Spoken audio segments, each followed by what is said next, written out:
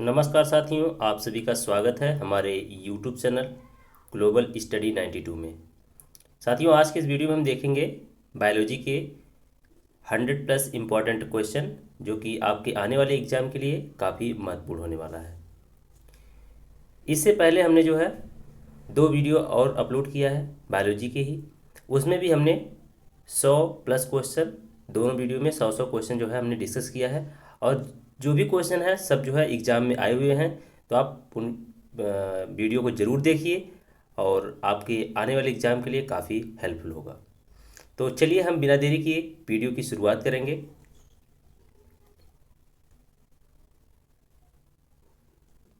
देखेंगे हम पहला क्वेश्चन है, मानव आँख के किस भाग पर छवि बनती है। जो आँख है उसके किस भाग पर जो होता है इमेज बनता है, वो क्या है? रेटिना है। इसका आंसर होगा रेटिना। नेक्स्ट क्वेश्चन है, मानव मस्तिष्क का सबसे बड़ा हिस्सा कौन सा है। मानव मस्तिष्क का जो है सबसे बड़ा हिस्सा कौन सा है? तो सेरिब्रम। याद रखेंगे, इंपॉर्टेंट क्वेश्चन है, क्या है? सेरिब्रम। नेक्स्ट क्वेश्चन देखेंगे, मायोपिया से ग्रस्त व्यक्तियों को किस प्रकार के लेंस उपयोग करने की सलाह दी जाती है। तो मायोपिया यानी निकट दृष्टि दोष। मायोपिया किसको कहते हैं? निकट दृष्टि दोष को मायोपिया कहते हैं। और निकट दृष्टि दोष के लिए कौन सा लेंस लगाते हैं? अवतल लेंस। वहीं अगर हम बात करें हाइपर मायोपिया यानी दूर दृष्टि दोष, दूर दृष्टि दोष, दूर दृष्टि दोष के लिए हम क्या लगाते हैं? उत्तल लेंस का यूज करते हैं, उत्तल लेंस का। तो इसको भी आप याद रखेंगे। नेक्स्ट क्वेश्चन हमारा है, किसे अवायवीय श्वसन कहा जाता है। किसे अवायवीय श्वसन कहा जाता है? तो ऑक्सीजन के बिना अगर श्वसन हो रहा है तो उसको हम क्या कहते हैं? अवायवीय श्वसन। नेक्स्ट क्वेश्चन है, तंत्रिका कोशिका मानव शरीर के किस तंत्र का हिस्सा है। तंत्रिका कोशिका मानव शरीर के किस तंत्र का हिस्सा है? तो इसका है तंत्रिका तंत्र का। किसका? तंत्रिका तंत्र। चलते हैं नेक्स्ट क्वेश्चन की तरफ।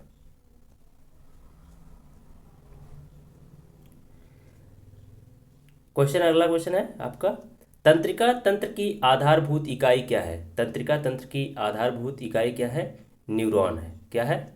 न्यूरॉन। इसको आप याद रखेंगे, इंपॉर्टेंट क्वेश्चन है। नेक्स्ट क्वेश्चन हमारा है, श्वसन का नियंत्रण मस्तिष्क के किस भाग से किया जाता है। श्वसन का नियंत्रण मस्तिष्क के किस भाग से किया जाता है? तो इसका आंसर है मेडुला ऑब्लिगेटा। मेडुला ऑब्लिगेटा। नेक्स्ट क्वेश्चन हमारा है, जन्म के बाद मानव के किस ऊतक में कोई कोशिका विभाजन नहीं होता है। जन्म के बाद मानव के किस ऊतक में कोई कोशिका विभाजन नहीं होता है? इसका आंसर होगा तंत्रिका कोशिका। क्या है इसका आंसर? तंत्रिका कोशिका। नेक्स्ट क्वेश्चन हमारा, मानव शरीर में सबसे लंबी कोशिका कौन सी है। मानव शरीर में सबसे लंबी कोशिका कौन सी है? तो कौन सी कोशिका है? तंत्रिका कोशिका। तंत्रिका कोशिका इसकी लंबाई क्या है? कितनी है? 90 सेंटीमीटर। यह इसको भी याद रखेंगे। ट्रैकोमा बीमारी किस अंग से संबंधित है? तो ट्रैकोमा जो है आंख से संबंधित है। इसको भी आप याद रखेंगे। चलेंगे हम नेक्स्ट क्वेश्चन की तरफ।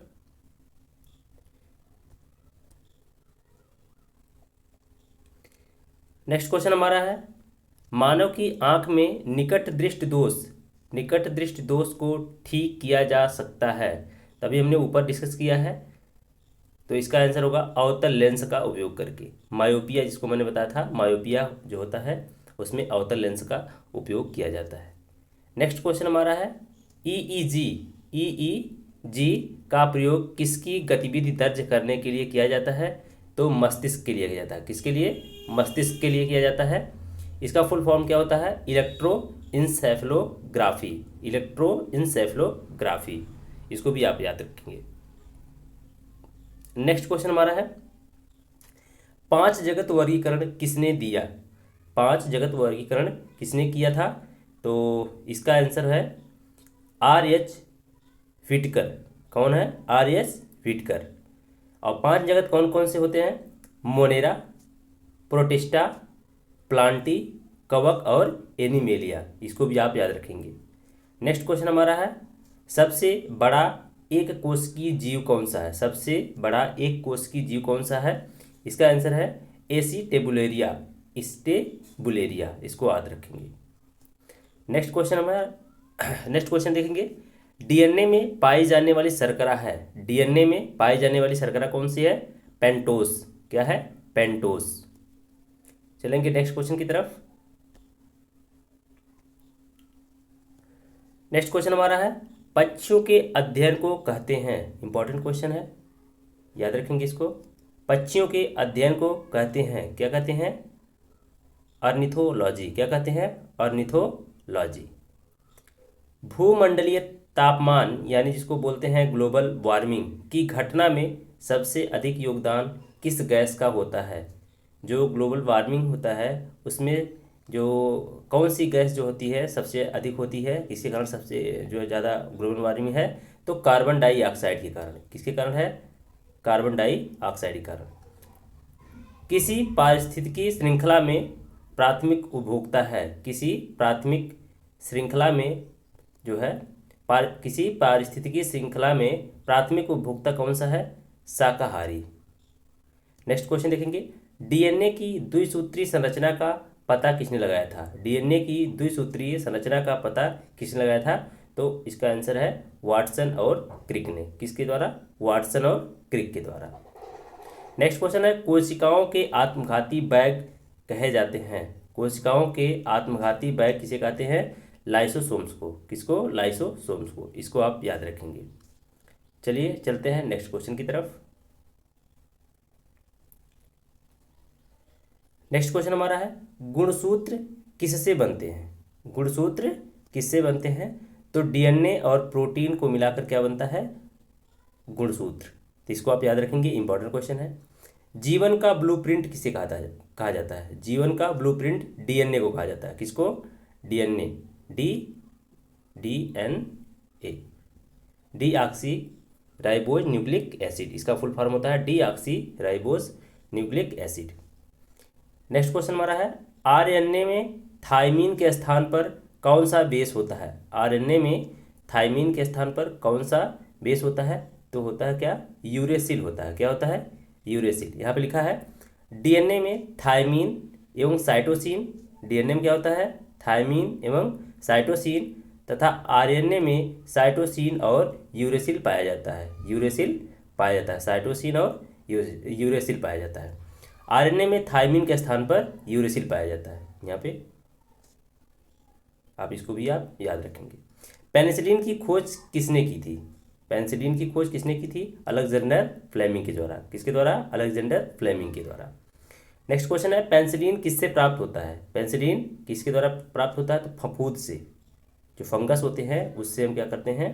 पेनिसिलिन को प्राप्त करते हैं। चलेंगे नेक्स्ट क्वेश्चन की तरफ। सबसे छोटी प्रोकैरियोटिक जीव है। सबसे छोटा प्रोकैरियोटिक जीव कौन सा है? इसको बोलते हैं माइकोप्लाज्मा। क्या बोलते हैं? माइकोप्लाज्मा। नेक्स्ट क्वेश्चन है, प्रथम एंटीबायोटिक की खोज किसने की थी? प्रथम एंटीबायोटिक की खोज किसके द्वारा की गई थी? तो अलेक्जेंडर फ्लेमिंग के द्वारा। ये भी आप याद रखेंगे। नेक्स्ट क्वेश्चन है, बीसीजी टीका कितनी उम्र में लगाया जाता है? तो जो बीसीजी का टीका होता है वह नवजात जो बच्चे होते हैं उनको ये टीका जो है लगाया जाता है। इसको आप याद रखेंगे। हीमोफीलिया का लक्षण कौन सा है? हीमोफीलिया में क्या होता है? जो रक्त का जो थक्का होता है वो नहीं बनता है। रक्त का थक्का नहीं बनता है इसमें। वर्णांध व्यक्ति किस रंग का भेद नहीं कर पाता है? वर्णांध व्यक्ति किस रंग का भेद नहीं कर पाता है? तो इसका आंसर है लाल और हरा रंग का जो है इसमें भेद नहीं बता पाता है। चलेंगे हम नेक्स्ट क्वेश्चन की तरफ। कोशिका में स्थित तरल यौगिक कोशिका में स्थित तरल जैविक पदार्थ को जीवद्रव्य कहा जाता है। यह नाम जो है किसने दिया था? तो यह नाम जो है पुरकिंजे के द्वारा दिया गया था। इसका आंसर होगा पुरकिंजे। नेक्स्ट क्वेश्चन है, पादप कोशिका का सबसे बाहरी आवरण कहलाता है। पादप कोशिका का सबसे बाहरी आवरण कहलाता है, क्या है? कोशिका भित्ति। इंपॉर्टेंट है, आप इसको याद रखेंगे। नेक्स्ट है, कोशिका में राइबोसोम्स का मुख्य कार्य क्या है? कोशिका में राइबोसोम्स का मुख्य कार्य क्या है? प्रोटीन का संश्लेषण करना। क्या है? प्रोटीन का संश्लेषण करना। नेक्स्ट क्वेश्चन हमारा है, कोशिका में न्यूक्लियस की खोज सर्वप्रथम किसने की थी? कोशिका में न्यूक्लियस की खोज सर्वप्रथम किसने की थी? तो इसका आंसर है रॉबर्ट ब्राउन ने। किसने? रॉबर्ट ब्राउन ने। नेक्स्ट क्वेश्चन हमारा है, कोशिकाओं के अध्ययन को कहा जाता है? कोशिकाओं के अध्ययन को कहा जाता है, इसका आंसर है साइटोलॉजी। क्या है? साइटोलॉजी। चलेंगे हम नेक्स्ट क्वेश्चन की तरफ।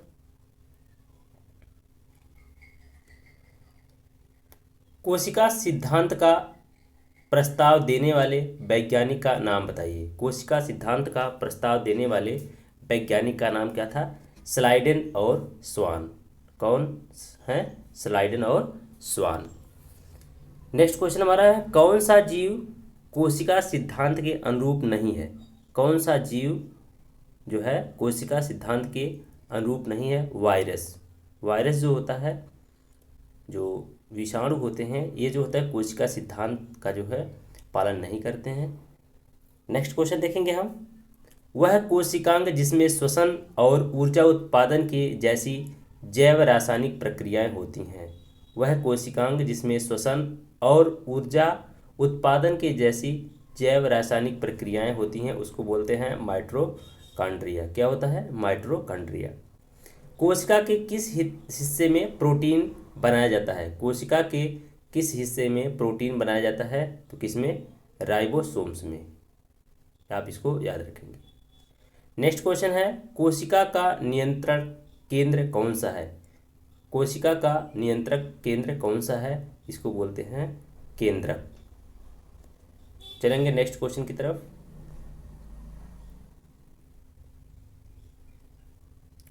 वनस्पति कोशिका भित्ति इससे बनी होती है। जो वनस्पति कोशिका भित्ति है किसके द्वारा बनी होती है? वह सेलुलोज की बनी होती है। याद रखेंगे। नेक्स्ट क्वेश्चन हमारा है, विटामिन सी को किस नाम से जाना जाता है? विटामिन सी को किस नाम से, यानी इसका जो रासायनिक नाम क्या है? स्कॉर्बिक अम्ल। क्या है? स्कॉर्बिक अम्ल। विटामिन ए को किस नाम से भी जाना जाता है? यानी विटामिन ए का रासायनिक नाम और कौन सा है? रेटिनॉल। क्या बोलते हैं विटामिन ए को? रेटिनॉल। नेक्स्ट है, मानव शरीर में आंतों के बैक्टीरिया जो है किसका संश्लेषण करते हैं? मानव शरीर में आंतों के बैक्टीरिया किसका संश्लेषण करते हैं? विटामिन के का संश्लेषण करते हैं। किसका? विटामिन के का। नियासिन जो विटामिन बी कॉम्प्लेक्स ग्रुप का एक विटामिन है की कमी से कौन सा रोग होता है? क्वेश्चन समझेंगे। नियासिन जो विटामिन बी कॉम्प्लेक्स ग्रुप का एक विटामिन है की कमी से कौन सा रोग होता है? पेलाग्रा। क्या होता है? पेलाग्रा। याद रखेंगे इसको भी। चलेंगे नेक्स्ट क्वेश्चन की तरफ। विटामिन के की विशिष्ट भूमिका किसके संश्लेषण में है? तो इसका आंसर है प्रोथ्राम्बिन। प्रोथ्राम्बिन। नेक्स्ट क्वेश्चन है, पेलाग्रा और स्कर्वी क्रमशः कौन से विटामिनों की कमी के कारण होता है? तो पेलाग्रा जो होता है निकोटीनिक अम्ल के कारण, और जो स्कर्वी है वह विटामिन सी के कारण होता है। इसको भी आप याद रखेंगे। नेक्स्ट क्वेश्चन है, vitamin A, vitamin B, vitamin C तथा विटामिन डी में से किस विटामिन में नाइट्रोजन होती है? तो विटामिन बी में होता है। किसमें? विटामिन बी में। नेक्स्ट क्वेश्चन है, विटामिन ए, विटामिन सी, के तथा डी में कौन सा जल में घुलनशील होने वाला विटामिन है? तो विटामिन सी। विटामिन सी जो है जल में घुलनशील विटामिन है। विटामिन सी कैल्शियम, प्रोटीन तथा कार्बोहाइड्रेट में से दूध में क्या बहुत अल्प मात्रा में होता है? तो विटामिन सी जो होता है दूध में बहुत ही कम मात्रा में होता है, नगण्य के बराबर लगभग। चलेंगे नेक्स्ट क्वेश्चन की तरफ। विटामिन ए, डी, बी, तथा सी में से कौन सा विटामिन कैल्शियम के अवशोषण में सहायक है? विटामिन ए, डी, बी तथा सी में कौन विटामिन जो है कैल्शियम के अवशोषण में सहायक है? तो विटामिन डी। नेक्स्ट है, मछली से प्राप्त होने वाला कॉड लीवर तेल, जो कॉड लीवर ऑयल होता है, किस विटामिन से समृद्ध होता है, यानी इसमें किस विटामिन की मात्रा अधिक होती है? तो विटामिन ए और डी होता है। जो मछली से जो प्राप्त होने वाला कॉड लीवर ऑयल है उसमें विटामिन ए और डी की मात्रा जो होती है काफ़ी अधिक होती है। नेक्स्ट है, मुख्यतः पश्चिमी देशों में जो बच्चे सूर्य की धूप कम प्राप्त कर पाते हैं वे किससे ग्रसित होते हैं? तो उसमें विटामिन डी की कमी हो जाती है, जिससे क्या होता है, रिकेट्स नामक बीमारी हो जाती है। कोशिका यानी साइटोलॉजी विज्ञान का जो है जनक किसे कहा जाता है? यानी जो साइटोलॉजी है इसका जनक कौन है? तो रॉबर्ट हुक को जो है कोशिका विज्ञान का जनक कहा जाता है। नेक्स्ट क्वेश्चन हमारा है, अनुवांशिकी यानी जेनेटिक्स का जनक किसे कहा जाता है? जेनेटिक्स का जनक किसे कहा जाता है? ग्रेगर जॉन मेंडल को। किसको? ग्रेगर जॉन मेंडल को कहा जाता है। चलेंगे नेक्स्ट क्वेश्चन की तरफ। कीटों के अध्ययन को क्या कहा जाता है? कीटों के अध्ययन को क्या कहा जाता है? एंटोमोलॉजी। ये क्वेश्चन जो है पेपर में आए हुए हैं तो आप इसको याद रखेंगे। कौन सा क्षार डीएनए और आरएनए दोनों में पाया जाता है? कौन सा क्षार डीएनए और आरएनए दोनों में पाया जाता है? तो एडेनिन, ग्वानिन और साइटोसिन ये जो है दोनों में पाया जाता है। नेक्स्ट क्वेश्चन है, जीवाणु यानी जो बैक्टीरिया है, बैक्टीरिया में किस प्रकार के राइबोसोम पाए जाते हैं? तो इसका आंसर है 70 यस प्रकार के राइबोसोम होते हैं, 70 यस प्रकार के। नेक्स्ट क्वेश्चन है, ईस्ट और मशरूम किस प्रकार के जीव हैं? ईस्ट और मशरूम किस प्रकार के जीव हैं? ये होते हैं फंगी यानी फफूंद होते हैं। नेक्स्ट क्वेश्चन है, कपास में पाया जाने वाला प्रमुख घटक कौन सा है? कपास में पाया जाने वाला प्रमुख घटक कौन सा है? इसका आंसर है सेलुलोज। कौन सा है इसका आंसर? है सेलुलोज है। नेक्स्ट क्वेश्चन, लाइकेन किससे निर्मित होते हैं? लाइकेन किससे निर्मित होते हैं? तो कवक और शैवाल का जो सहजीवन होता है वह लाइकेन होता है। कवक और शैवाल का जो सहजीवन होता है क्या होता है? लाइकेन। नेक्स्ट हो, जीवन चक्र की दृष्टि से पौधे का सबसे महत्वपूर्ण अंग कौन सा है? तो क्या है? पुष्प है। याद रखेंगे इसको भी। नेक्स्ट क्वेश्चन हमारा है, क्लोरोफिल के निर्माण में कौन सा तत्व महत्वपूर्ण होता है? तो क्लोरोफिल के निर्माण के लिए मैग्नीशियम जो होता है महत्वपूर्ण होता है, इसको आप याद रखेंगे। इसका जो आंसर है मैग्नीशियम है। नेक्स्ट क्वेश्चन हमारा है, जैव कोशिका के किस कोशिकांग को ऊर्जा घर यानी पावर हाउस कहा जाता है? एनर्जी का जो है ऊर्जा का पावर हाउस कहा जाता है। तो माइटोकॉन्ड्रिया को। आंसर है इसका माइटोकॉन्ड्रिया। नेक्स्ट क्वेश्चन है, प्लाज्मा झिल्ली किन पदार्थों से बनी होती है? प्लाज्मा झिल्ली किन पदार्थों से बनी होती है? प्रोटीन तथा लिपिड्स से। किससे? प्रोटीन तथा लिपिड्स से बनी होती है क्या? प्लाज्मा झिल्ली। नेक्स्ट क्वेश्चन की तरफ चलेंगे। जंतु कोशिका में अनुपस्थित होता है, क्या जंतु कोशिका में नहीं होता है? तो कोशिका भित्ति जो होती है वह जंतु कोशिका में नहीं पाई जाती है, पादप कोशिकाओं में पाई जाती है। ये बहुत ही इंपॉर्टेंट क्वेश्चन है, इसको आप याद रखेंगे।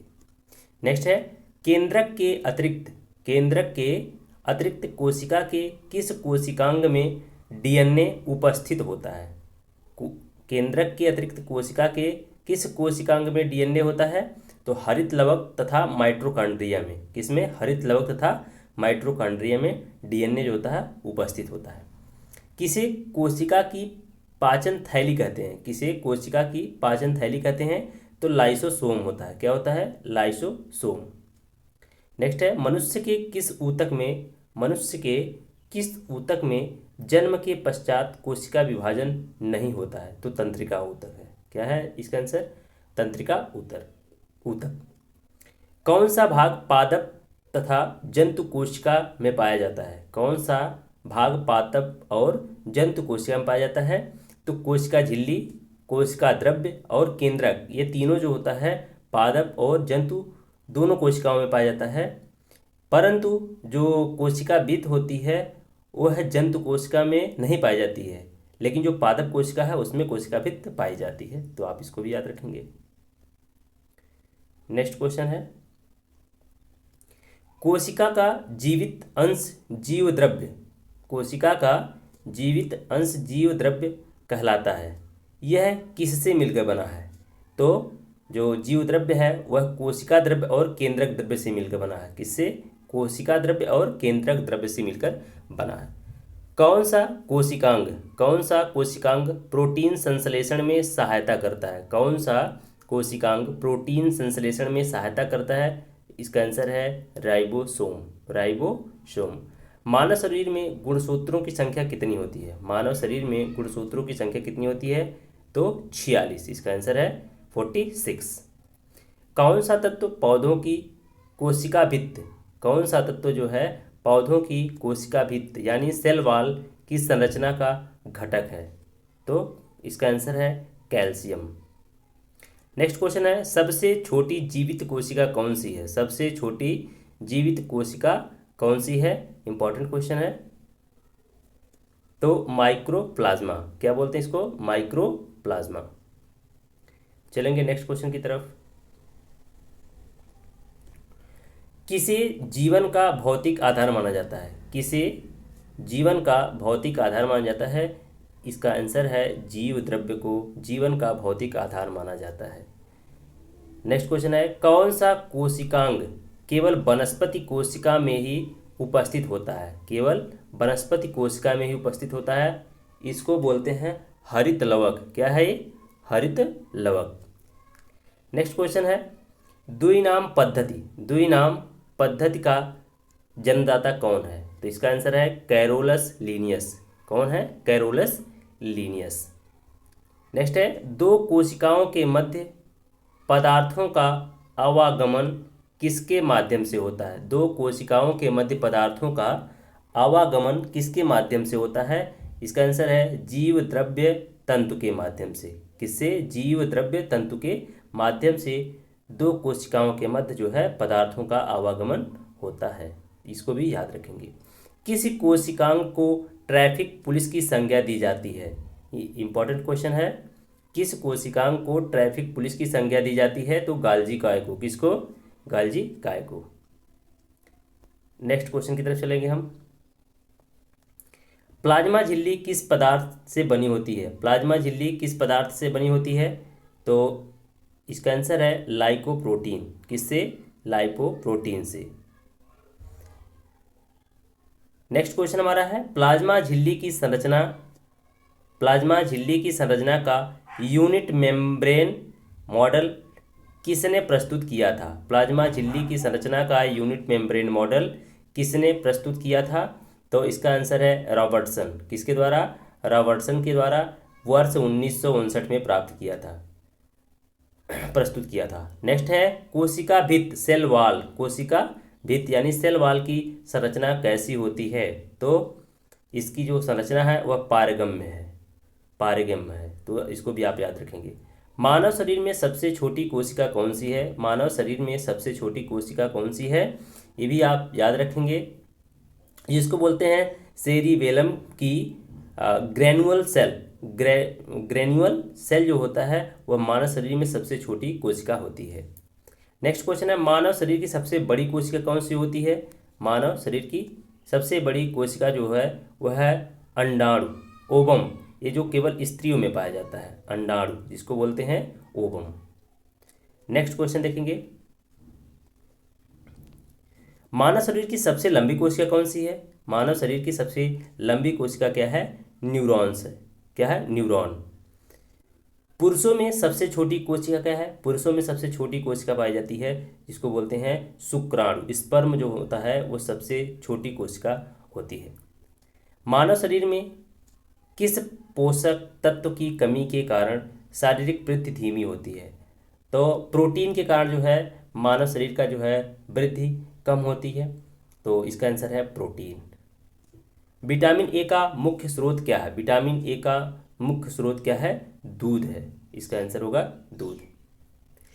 प्रोटीन एवं वसा दोनों की प्रचुरता किस खाद्य पदार्थ में होती है? प्रोटीन तथा वसा की प्रचुरता किस पदार्थ में ज़्यादा होती है? तो किस में होती है? मूंगफली में होती है।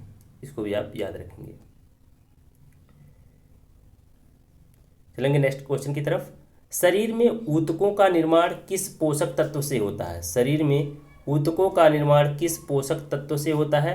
इसका आंसर है प्रोटीन से। किससे? प्रोटीन से। नेक्स्ट क्वेश्चन हमारा है, किस विटामिन को हार्मोन माना जाता है? तो विटामिन डी को क्या मानते हैं हम? हार्मोन मानते हैं। नेक्स्ट क्वेश्चन है, कौन सा एंजाइम प्रोटीन के पाचन में सहायक है? कौन सा एंजाइम प्रोटीन के पाचन में सहायक है? तो इसका आंसर है ट्रिप्सिन। याद रखेंगे इसको। एंजाइम, कौन सा एंजाइम है जो प्रोटीन के पाचन में सहायक है? उसको बोलते हैं ट्रिप्सिन। सामान्य क्रियाशील महिला के लिए, सामान्य क्रियाशील महिला के लिए प्रोटीन की दैनिक मात्रा कितनी होनी चाहिए? तो लगभग 45 ग्राम, लगभग 45 ग्राम जो है प्रोटीन एक क्रियाशील महिला के लिए पर डे चाहिए। इसका आंसर होगा लगभग 45 ग्राम। अच्छा, वहीं अगर हम बात करें स्तनपान कराने वाली कोई महिला है तो उसको प्रतिदिन आहार में लगभग 17 ग्राम, जो 70 ग्राम है, कितनी? 70 ग्राम प्रोटीन की आवश्यकता होती है। तो भी आप याद रखेंगे कि एक सामान्य क्रियाशील महिला है तो उसके लिए 45, और अगर कोई जो स्तनपान कराने वाली महिला है उसके लिए 70 ग्राम प्रोटीन की आवश्यकता होती है। नेक्स्ट क्वेश्चन की तरफ चलेंगे हम। लार किसके पाचन में सहयोग करता है? लार किसके पाचन में सहयोग करता है? इसका आंसर है स्टार्च के पाचन में जो है लार सहयोग करता है। नेक्स्ट क्वेश्चन हमारा है, अलसी जिसको बोलते हैं लाइनसीड किसका प्रचुर स्रोत है? जो अलसी या तीसी किसका प्रचुर स्रोत है? तो ओमेगा 3 वसी अम्ल का। किसमें, किसका स्रोत है? ओमेगा 3 वसी अम्ल का स्रोत है। नेक्स्ट है, मानव शरीर में पाचन की अधिकांश क्रिया किस अंग में संपन्न होती है? तो इसका आंसर है छोटी आंत। क्या है इसका आंसर? छोटी आंत। तो ये था आज का वीडियो। तो अब मिलेंगे हम अगले वीडियो में। बायोलॉजी के इसमें भी क्वेश्चन होंगे, लगभग 100+ क्वेश्चन होंगे। अगर आप इससे पहले की वीडियो नहीं देखे हैं तो आप जो है 2 पार्ट जरूर देखिए। उसमें भी हमने 100+ क्वेश्चन, दोनों वीडियो में लगभग 200+ क्वेश्चन हमने डिस्कस किया है। अगर आपको पीडीएफ चाहिए तो आप टेलीग्राम चैनल से जुड़ सकते हैं, ग्लोबल स्टडी 92। आपको यहाँ पे पीडीएफ जो है वीडियो अपलोड होने के बाद तुरंत मिल जाएगी। अगर आप हमारे चैनल पे आप पहली बार हैं तो हमारे चैनल को आप सब्सक्राइब जरूर करिए, वीडियो को लाइक करिए। अगर आपको कोई दिक्कत हो रही है तो आप जो है कमेंट बॉक्स में आप जो है उसको ज़रूर बताइए। Thanks for watching global 92।